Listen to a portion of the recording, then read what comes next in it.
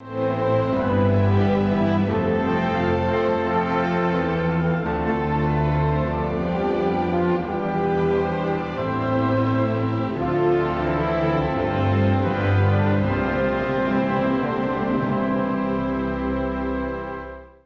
저는 행복을 지키라는 제목으로 말씀을 통해서 함께 귀한 은혜 나누는 시간 갖길 원합니다.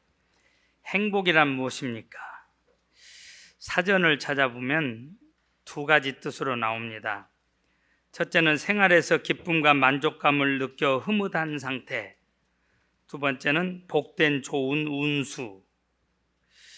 여러분, 행복에 대해서 수많은 사람들이 고뇌했고 나름대로 정의를 내렸습니다. 그리스에서는 2300년 전에 아리스토텔레스가 행복은 삶의 의미이며 목적이고 인간 존재의 궁극적 목표이며 지향점이다, 이렇게 간략하게 행복에 대한 정의를 내렸습니다. 아리스토텔레스는 행복한 삶에 대해서 인문학자 입장에서 정의를 내렸는데, 이것은 2300년이 지난 지금도 이 행복에 대한 이슈가 쓰여지고 있고 최대 이슈가 되고 있다고 하는 겁니다. 우리 모두는 행복에 굶주려 있어요. 어디서 이 행복을 얻을 수 있느냐?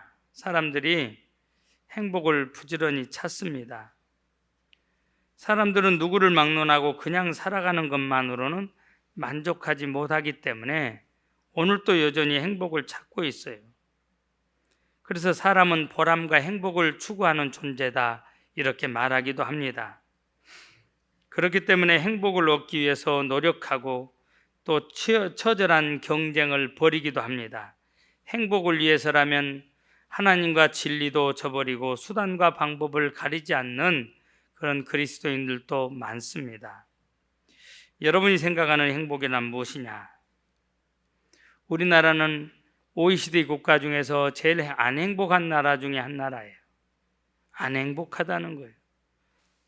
여러분, 세상 사람들이 생각하는 오복은 첫째가 몸이 아프지 않는 것, 그래서 건강하게 사는 것, 목숨 수자를 써서 수.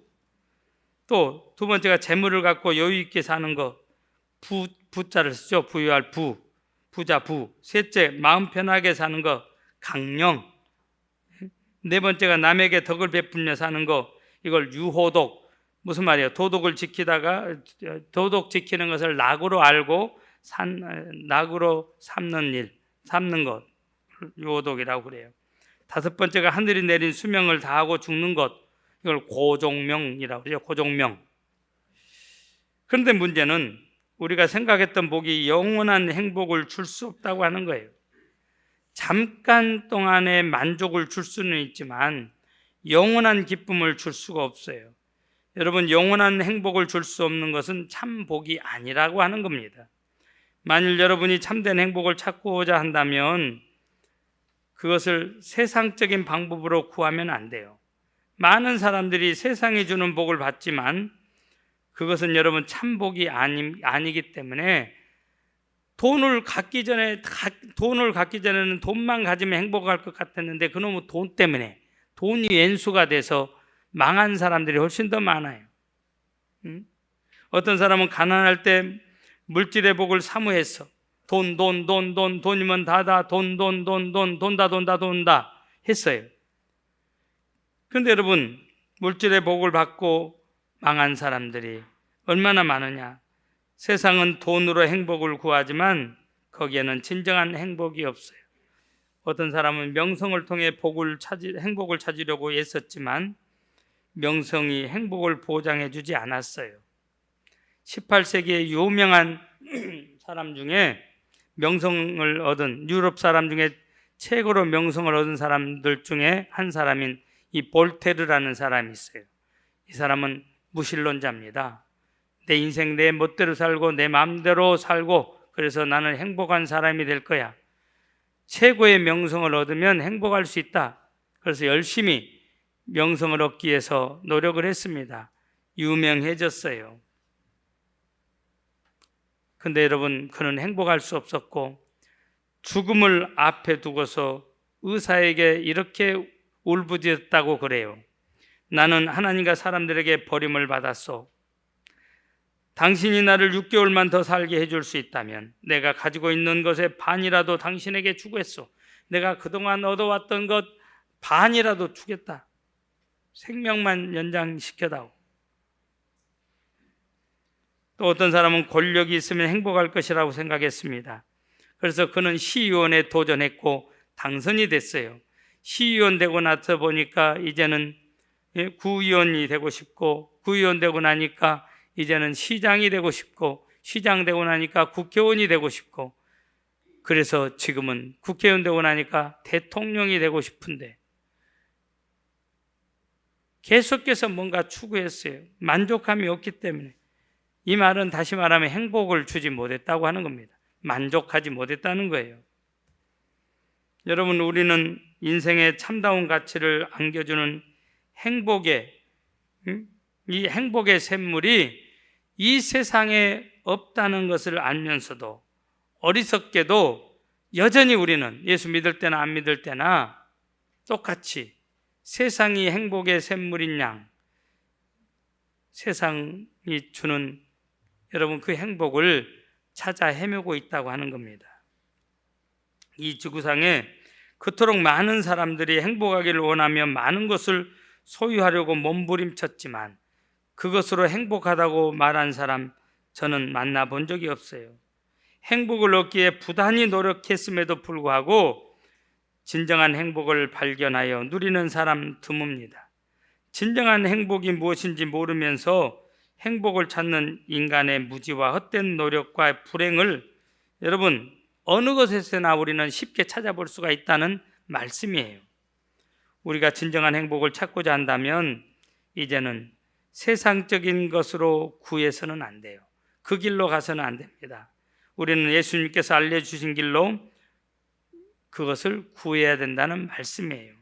예수님의 말씀에 의하면 행복은 마음의 가난, 온유한 성품, 의를 향한 목마름, 의를 향한 굶주림, 자비로움, 마음의 청결, 화평케 하려는 욕구, 이걸 예수님께서 말씀하고 있어요. 예수님은 몸소 이런 일들을 실생활로 실현을 하셨어요. 여러분, 예수님이 그렇게 실천했기 때문에 저와 여러분들이 오늘 죄와 사망에서 건짐을 받았고 예수님이 주시는 그 마음을 여러분 그 용서함 때문에 우리도 행복을 찾을 수가 있었다고 하는 거예요. 믿습니까? 그래서 여러분 성경에서 복이 있다는 말은 행복하다는 의미인데 예수님께서 주시려는 복은 세상 사람들이 말하는 복과는 다르다고 하는 거예요. 하나님이 주시는 복에는 두 가지가 있어요. 첫째는 문화적인 복이 있고 또 하나는 영적인 복이 있습니다. 여러분, 이 문화적인 복은 일반적인 복이라고도 해요. 영적인 복을 참 복이라고 그럽니다. 일반적인 복은 일시적인 복이에요. 세상에서 얻는 복입니다. 그러나 참 복은 영원한 것이요 하늘로부터 받는 신령한 복이에요. 일반적인 복은 노력으로 얻어진 복이지만 참 복은 하나님의 은혜로 받는 복이에요. 세상적인 복은 상황에 따라서 변해요. 그러나 여러분 참 복은 환경의 지배를 받지 않습니다. 세상 복은 죽음으로 끝나지만 영적인 복은 하나님 나라까지 계속되는 복이에요. 옆 사람 보고 이야기해 주세요. 하나님의 자녀는 하나님의 자녀답게 살 때 행복해집니다. 네. 다시 말씀드리면 그리스도인은 그리스도인다워야 행복해요. 네? 그리스도인이 그리스도인답지 않기 때문에 내 행복을 저 사람에게 줄 수가 없는 겁니다. 내가 행복해야 줄 수가 있죠. 여러분 행복에 대한 이런 이야기가 있어서 옮겨봤어요. 하나님께서 인간을 창조하셨을 때 행복을 주셨어요. 그런데 인간들이 그 행복을 제 멋대로 사용을 합니다. 그래서 천사들이 행복을 해소하기로 결정한 후에 행복을 어디에다 숨겨놔야 될지 의논을 했어요. 그 중에 한 천사가 저 깊은 바다 밑에다가 숨겨놓으면 어떻겠느냐고. 그러자 천사장이 말을 합니다. 그건 안 돼. 인간의 머리가 비상하기 때문에 바다 속쯤은 얼마든지 뒤져서 찾아낼 수 있어. 그러자 다른 천사가 그렇다면 저 높은 산꼭대기에다가 숨겨놓으면 어떻습니까? 그때 천사장이 고개를 흔들며 그것도 안 돼. 인간의 탐험 정신이 투철하기 때문에 아무리 높은 산 위에 숨겨놓는다 해도 다 찾아내, 저 인간들이. 응? 천사들이 갑자기 머리가 복잡해졌습니다. 열심히 토론하고 고민하고 의논한 끝에 다음과 같은 결론을 내렸어요. 인간의 마음속에 행복을 숨겨두기로 합시다. 저들의 두뇌가 아무리 비상하고 탐험심이 강해도 자기들 마음속에 숨겨져 있는 것은 좀처럼 찾아내기 어려울 것이요. 그래도 기어코 찾아내는 인간이 있다면 그 사람은 행복을 누릴 자격이 충분히 있는 사람이요. 네? 그렇습니다. 우리가 평소에 어떤 마음을 갖고 사느냐에 따라서 행복할 수도 있고 불행할 수도 있다는 거예요. 다시 말하면 우리의 행복을 좌우하는 것이 마음에 있다고 하는 겁니다. 또 여러분, 우리가 기억해야 될 것은 잠시 동안의 행복은 누구에게나 있을 수 있어요. 그러나 한 번 얻은 행복을 영원히 잃어버리지 않고 계속 지켜나가는 사람은 참 찾아보기 드물다고 하는 겁니다. 더군다나 많은 사람들이 행복을 지키지 못하고 잃어버린 후에 더 망가져버린 사람들이 얼마나 많은지 몰라요. 그러므로 우리가 행복을 지켜나가는 일이 정말 귀한 일이에요.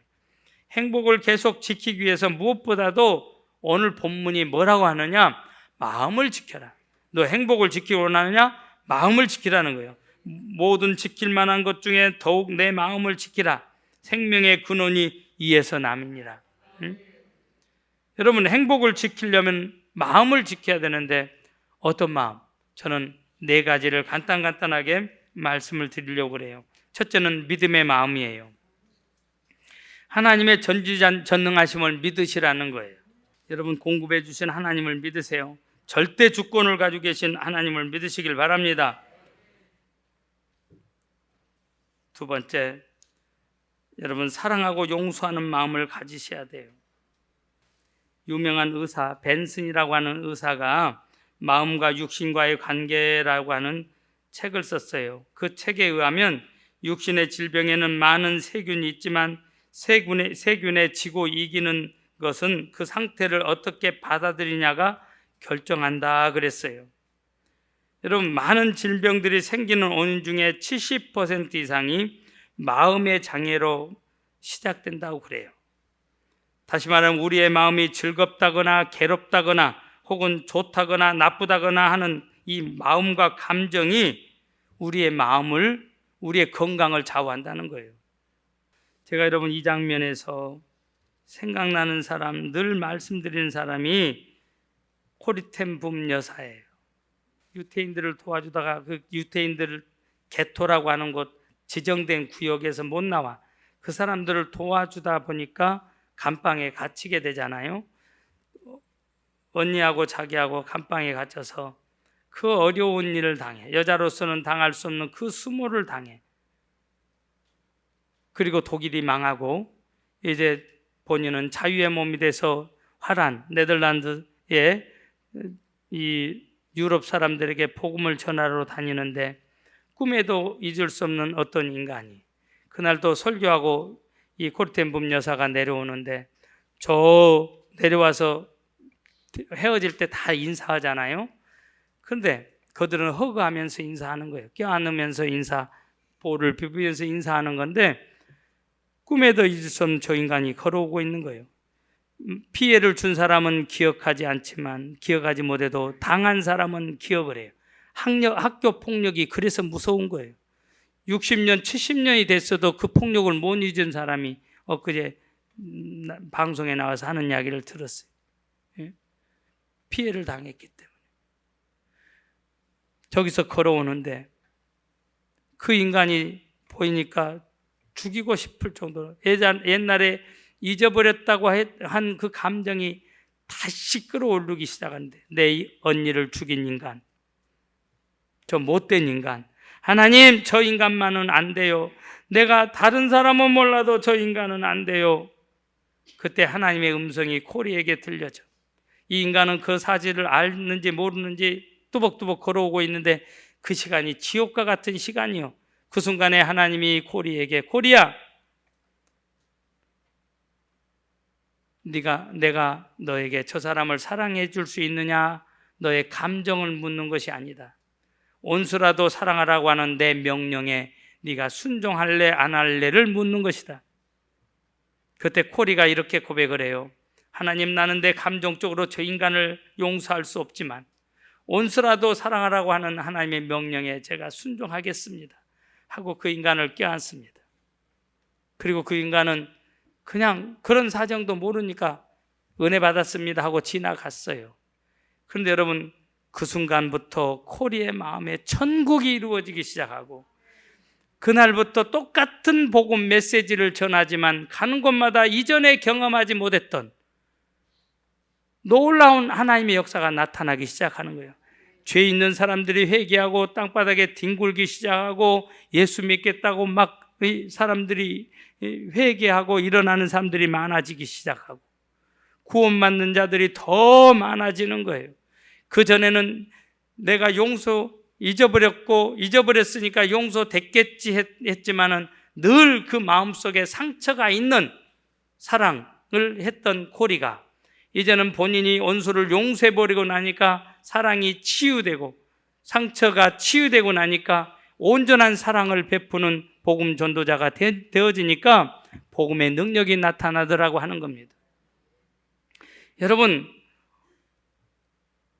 사랑하고 용서하지 못하면 하나님도 우리를 용서하지 않으세요. 저 사람이 범한 것이 지극히 여러분 작은 죄일 수 있어요. 내가 하나님 앞에 지은 죄에 비하면 그건 아무것도 아니에요. 우리는 하나님 앞에 한가할 수 없을 정도로, 하나님이 죽여버려도 몇천 번 죽여도 우리는 할 말이 없을 정도로 그런 죄인이었어요. 그런 저와 여러분을 용서해 주신 하나님. 그러니까 하나님 앞에는 용서받지 못할 인간이 없습니다. 먼저 용서해버리면 어떤 은혜가 임하냐고요? 용서하기까지 마귀는 용서하지 말라고, 용서하면 손해고 너만 손해야, 용서하면 안 돼, 잘못했다고 빌어야 용서하지, 마귀는 그렇게 속삭여요. 지극히 합리적이요, 지극히 이성적이요, 그렇죠? 그렇게 접근을 해서 우리에게 속삭입니다. 그러나 하나님은 그 차원을 넘어서라는 거예요. 율법적인 차원을 넘어서라는 거예요. 용서해야지, 잘못했다고 해야 용서하지가 아니고 그 위에 은혜의 차원으로 가라는 거예요. 용서해버려라. 너는 내 명령에 순종해버려라. 순종하고 품어라. 그러면 너의 마음의 용서가 이루어지고, 너의 마음의 사랑이 온전해지고, 너의 심령이 치유됨으로 네 마음이 천국이 되어진다. 할렐루야. 네? 세 번째, 여러분, 감사하는 마음을 가지라는 거예요. 제가 읽은 글에 보면 감사로 행복에 이르는 길이라고 소개가 되어 있는 글이 있었어요. 그 글을 옮겨보면 이래요. 우리 다 알고 있는 내용이고요. 이분이 뭐 창조해낸 거 아니에요. 정리해 놓은 거예요. 이분도. 보니까 이렇게 돼 있어요. 큰 것에 감당하고 놀라기보다 사소하고 작은 것에서부터 감사를 발견하자. 두 번째, 먼 미래에 일어날 일보다는 지금 이곳에서 감사를 찾아내자. 세 번째, 기적적인 일에 감사하기보다는 매일의 일상에 감사하며 살자. 네 번째, 감사를 계속하다 보면 불평과 불만이 치료되는 것을 경험한다. 다섯 번째, 감사는 감사를 계속적으로 불러일으켜 이 세상에서 가장 부유한 사람이 된다. 여섯 번째, 감사하는 순간 이 세상이 아름다워진다. 그리고 모든 사람들이 사랑스러운 존재로 바뀐다. 모든 관계에 평화가 깃든다.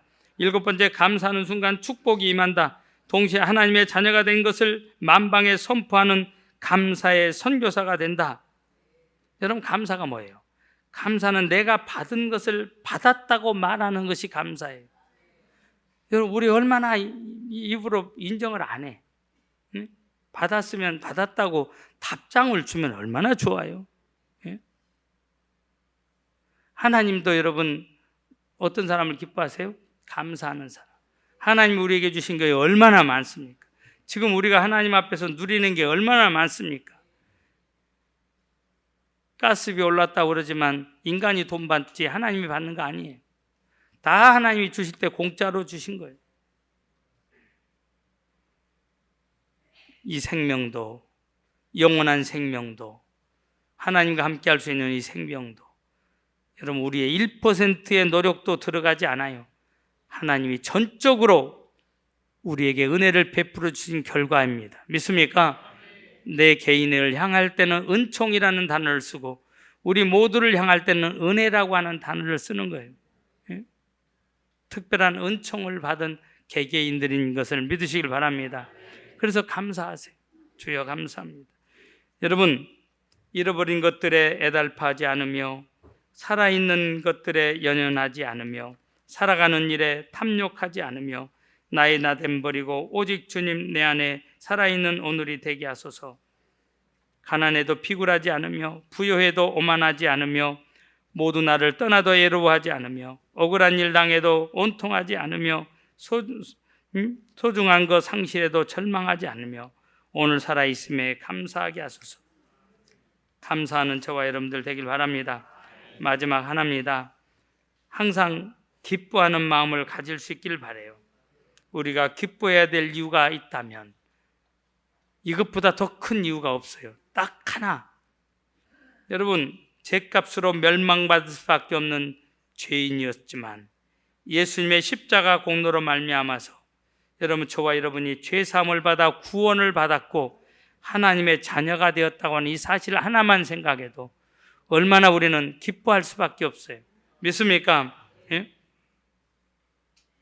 그러니까 하나님 앞에서 기뻐해야 돼요. 바울 사도는 빌립보 감옥에서 빌립보 교인들을 위해서 이 교인들에게 기뻐하고 기뻐하고 기뻐하라, 범사에 기뻐하라, 모든 일에 감사하고 모든 일에 기뻐하라. 할렐루야. 항상 기뻐하라, 쉬지 말고 기도해라, 범사에 감사하라. 항상 기뻐하라. 믿습니까? 기뻐하는 이유가 바로 그겁니다. 나 같은 죄인 구원해 주셔서 얼마나 감사하고 이것이 얼마나 큰 기쁨인지. 저는 사랑하는 우리 성도님들이 그 어떤 성도님들보다도 행복한 교인들이 되었으면 해요. 네? 내가 행복하기 때문에 내 주변이 행복하고 내가 행복하기 때문에 내 가정이, 내가 있는 일터가, 사업장이 행복해지길 바라요. 저의 목회 철학이 있다면 그거예요. 교회는 오고 싶어야 돼. 예? 교회로 달려오고 싶어야 돼. 교회가 나의 활동 무대의 중심이 돼야 돼. 와서 은혜 받아야 돼. 먼저 은혜 받은 사람들을 통해서 은혜 받고 여러분들이 말씀이 생활화된 삶을 살면 은혜를 받는 거예요. 그리고 말씀의 잔치에 여러분 저는 설교자는 셰프입니다. 주방, 그러니까 요리사예요. 요리사, 전문 요리사. 그러니까 설교자는 설교를 잘해야 돼. 못 오면 안 돼. 무성의하게 해서도 안 돼. 찬밥 먹여서도 안 돼. 그래서 설교자를 통해서 은혜를 받고 결과는 행복해져야 돼. 내가 행복하니 너가 행복하고 우리 가정이 행복하고. 믿습니까? 내 주변이 행복해지길 바라요.